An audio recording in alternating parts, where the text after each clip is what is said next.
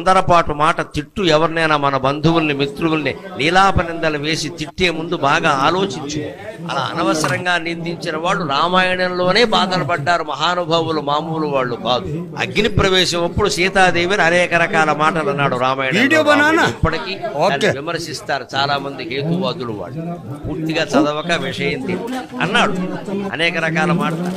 భర్తగా నిన్ను కాపాడాను నేను, నీ ఇష్టం వచ్చిన చోటుకి వెళ్ళొచ్చు అన్నాడు. అంతకంటే అవమానం ఉందా? ఆ మాట ఎందుకు రాముడి నోట వచ్చిందో తెలుసా?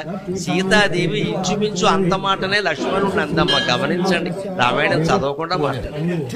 మాయలేడి కోసం ఆయన వెడితే హా సీత హా లక్ష్మణ అని అరిస్తే వెంటనే ఈయన్ని వెళ్ళమంటే నేను వెళ్ళనమ్మా, నీకు తెలియదు ఇది రాక్షస మాయ. వాడు అనేక రకాల మాయలు చేసేవాడు మిమిక్రీ చేయలేడా? మిమిక్రీ చేసేవాడు బోళ్ళు మంది ఉన్నారు ఇక్కడ.